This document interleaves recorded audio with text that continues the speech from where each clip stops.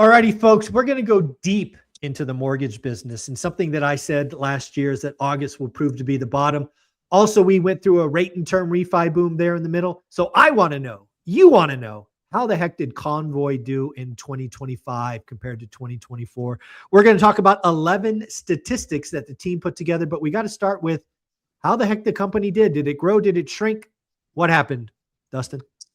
Thanks, Mike. I do want to start with a little small caveat. Like, this is not me or John, since he's not here, but speaking on behalf of Convoy, anything with us like saying we're so good and almighty and beating our own chest, because look, That's a lot for of the me numbers. to do. I'll do it. I'll say that. We did have a lot of positive increases, but our staff grew as well. So we're not, it's a little bit of a asterisk, because like we're not comparing the same amount of staff to the same amount of staff. Look at you being real. Look at you giving everybody the delta. Yeah, we didn't just like all of a sudden get just that magic. much better. Yeah. First one is kind of easy, big picture. So total closed loan volume, we're up 18% year over year. Loan count 12%, and then, as you could expect, average loan size up 5% year over year. So that's it's fair to say your I don't know how to say this. The state that you do the most business in is California. 100%. Yeah. Yeah, I think that's fair. I didn't pull those numbers, but like 2 months ago, before year end, we were basically like at 38, and then like the 4 big states, California, Texas, or pardon me, 3 big states, California, Florida, Texas, were like 67%. Yeah, that would make total sense. All right, so the company top line up 18%, obviously more staff, whatnot. So again, it's not apples to apples. We're not trying to say that, but again, Convoy did top line 18% more. That's no slouch. That's hard to do in a year, especially a year like 2025, because I believe 2025 is going to prove to be the bottom. So you are set up for some momentum. I'm going to guess Q4 was the best quarter of the year. Just a wild ass guess. Actually, Q3. Oh, Q3, the rate and term. Rate and term numbers. Okay. Yeah. All right. Well, let's get to product mix. What kind of because Convoy is unique. You do conventional DSCR, all kinds. What was the product mix like? So our DSCR volume was up 22% year over year. Conventional volume was down 9%. Interesting. And then bridge short-term financing up 13%. So again, this is kind of Convoy's sweet spot. One of the reasons you guys continue to show up on the channel, because you're heavy investor versus owner occ, which would make sense. DSCR short-term goes up, conventional down. So that kind of just speaks to what you are really, really good at. Not that you're not good at conventional. It's just that you guys dominate in the markets you play in. That makes sense to me.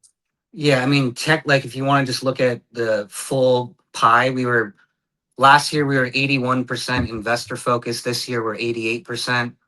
Last year, there you go. 19% owner occupied. Now we're 12% owner occupied. So 1 in every 10 loans were owner occ for 2025. I'm going to take a right turn on you that you didn't see coming, and frankly, I didn't see coming. One of the things that you and Jonathan should, go have a beer or a sip of wine on someday soon is, do you want to double that conventional business? Because I think one of the reasons you're so DSCR dominant is you guys are just so freaking good at it. And you continually market and sell the wins and thus attract more of that business. And I think you get, frankly, conventional by accident. I bet if you took some of that secret sauce that you guys are continually growing in DCR and just sprinkled a little bit on conventional, you might have an easy double in that market. We speak about it all the time, and it's always been, something that's discussed amongst us. And by nature, you're right. It's either by accident or it's just a family relative referral that's, looking to refi their primary. That's really about the only time we do it, because we're not really marketing or trying to get our conventional name out there. But you're right. There's a lot more market share we could grab on that side. Again, I have no idea how mortgage businesses are structured, but this is just a guy that used to run go-to-market strategies for software. I would hire some conventional producer, give him some super secret, sexy title, and say, your bogey's a double. And, tell me how we're going to do that. And, you pay, I don't know what you pay these guys, $500,000 or whatever it is. But if he could double your loan volume in that business, that just makes Convoy a monster, right? No, Because right now you're like my words, not yours. You're an unbalanced chair, true. right? You got this little, and again, it's just a nub, and it's by accident. Yeah. I don't think it takes much to make again, this is just, a buddy of yours talking, but dude, there's something there. No, I appreciate it. That's kind of why we love this channel and why everybody loves your channel. It's free, straight from the heart. There you go. I only care about you, so I'm telling you the truth. Whether you like it or not, I'm telling you the truth. So let's talk about the type of business, holds, flips, things of that nature. What's going on there?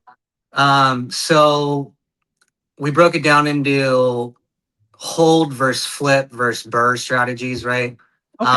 And let's just correct, so people may not know burr. Burr, as I understand it, you do a loan that auto switches to perm. Is that how the burr part works, or how does that work?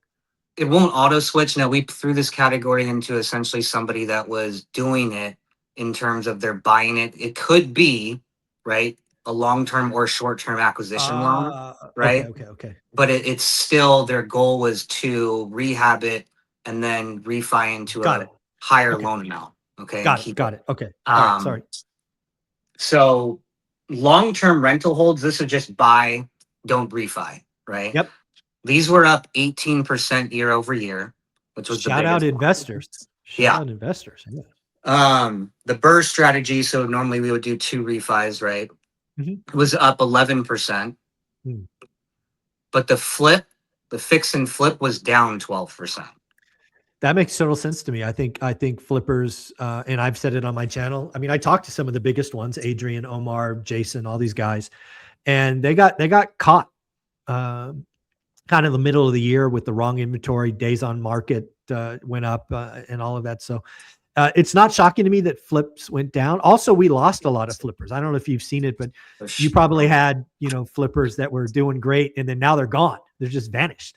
They're not there anymore, right? Yeah, they're just bankrupt or whatever it is. Yeah. Yeah. No, Yeah. that's 100% true. And I think it's with the long-term holds being up and kind of shows people are playing a little bit uh more offense, but playing smarter offense per se, right? Yeah. I would call long-term holds smarter offense, and a weird analogy compared to Yeah. Well, flipping being a yeah. risky, or I don't want to say not Lo- smart offense, but you know no, what I mean. yeah. Owning long-term rentals is wealth building. Flipping is income. They're very Yeah. different, and people don't understand that, right? Yeah. So I'm curious if you broke down the refi business, what was rate and term versus cash out? Any kind of those numbers, perhaps? I definitely did, and let me just find it in my. Uh, I love the this fact you got one, all these stats right in front of you. It's awesome. having my controller do it, there's a lot more numbers than when I just do it. But this one was interesting. So the cash out trends, and I'll find the refi cash out versus. Oh, here we go. um, inside of refis, so I'll just do purchase versus refi. Purchase Okay, was up 6%, refi up 12%. Um, that makes sense.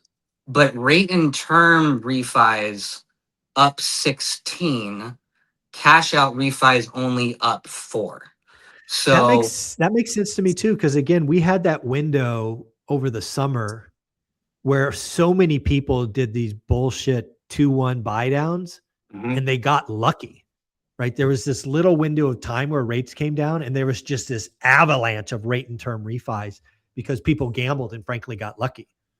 no, So that makes sense to me. I agree with the But assessment of that too. yeah, so here's a guess for 2026. This is just what I love to do. I'm going to guess your rate and term refis in 2026 are flat. Let's call it plus or minus 2%. But cash out is going to be up like 25%. I Yeah, think there's a lot of people doing what Olivia and I are doing right now. They're going back to their asset base, picking off a couple of going, hey, go get me $500,000, go get me $1,000,000 because I want to take advantage of some of the distress coming. So I'm going to guess cash out refis explode this year. I would agree with that too. I can tell you just from right now, from my own individual client base for like who's working with me, not as a company. By the end of January, there's going to be a whole lot of cash out refis that have my name on it compared to what I could recall in 2025, any other month being more cash out refis than this month. Yeah, this is what real estate investors do, right? We move with the market. We plan ahead. You know, I got a question earlier today or it wasn't a question, it was a comment, basically a hater. Zuber, you're an idiot. You're refining out of short, 3% debt and you're getting 7% debt. What moron does that? The loan's the balance. I'm like, dude, come on. I'm going to go pick up 7 figures or whatever it is. I'm going to go buy some more assets that earn 15%. And oh, by the way, my tenants pay my mortgage, not me, you schmuck. Yeah. Right? Haters don't get it, but it is what it is. Nope. Nailed it on the head, shockingly, once again. Two other very telling, I thought, cash out numbers that they pulled for me was the average cash out amount per deal down 16% year over year. Interesting. Do you have the absolute number or just percentage? I got to get with my controller and say I want to see numbers next time, not percentage. That's okay. So just percentage. Okay. Okay, let's just guess. I'm going to guess. Again, you're in California, so it's kind of skewed. But you've got to imagine if you're going to do a cash out refi, you're getting more than 6 figures. You're not doing 40 grand. You're doing 100 grand plus, I'm guessing. What I would like to know if I'm going to delve into this further and ask my controller is how many cash out refis in California were done versus the rest of the country, because That'd that be interesting. volume is probably why I'm guessing we did less cash out, in California compared to the rest of the country. Oh, And that's that could interesting. be it. Yeah. Because the cash out usage rate was up 7%. So that means you're going higher on the LTV scale. So you're right. It has to be non-California properties. You're right. Yeah. That makes sense. But talking about the high loan to value, this was what I felt really good about our company per se and our investors that we work with. So cash out 65 to 70%, up 16% year over year. 70 to 75, up 11%. 75 to 80, down 22. Wow. So you're much more conservative, but that also probably speaks. Well, you know what that really speaks to? That speaks to the flippers disappearing, who are always going for max leverage, and got over their skis. So, and again, buy and hold investors like me, we're very conservative. We're not going to 80%. We're going to 80. No, that would make no sense. No sense whatsoever. Yeah. So I think that just tells you that the flippers who were desperate last year are gone. And now you just have a bunch more conservative investors. I think that makes sense. Yep. I'm just going to keep going as I see these interesting bullet points, but please. Kind of the pricing behavior and credit, borrowers choosing to buy down rates. What do you think it was year over year? Pay points to get a lower rate. So that is compared to last year. I'm going to guess borrowers. So last year would have been 24 in this example. Oh, I'm going to guess it's up. I'm going to guess it's up 17%. Dang, you're good. 19. Close enough. 19. Yeah. Yeah. They're basically saying I'll pay points if the deal cash flows and I'm holding long term. Exactly. That's exactly why they do it. More people will do it because we want to do this refi once and we won't think about it for a minimum of 7 years. Yep. Right. And that's why we do this. So that makes total sense to me. I love that. We got a little bit more. I can do maybe one more if you want. Let's go. This is fun.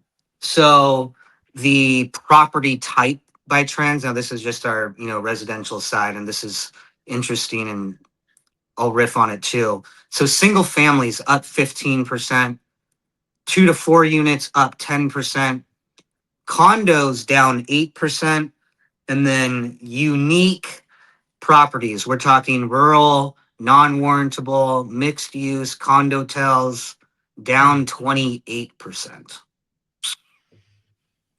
Yeah, for me, that's more about condos. I think the market that's getting hit the hardest across the board is condos, which just means single families are more valuable. It kind of makes sense to me that the resi stuff is up and condos are down.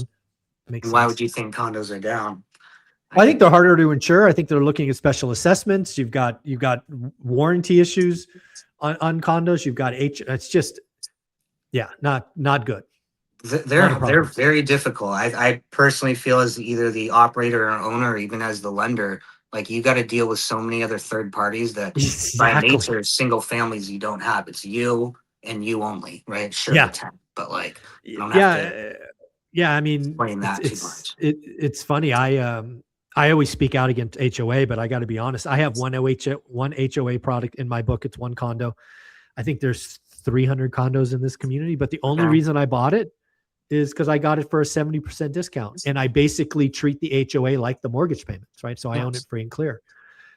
They're not my favorite, but if you want to give me one, literally give me one, I'll pick it up. But yeah, it takes a crazy deal to get done.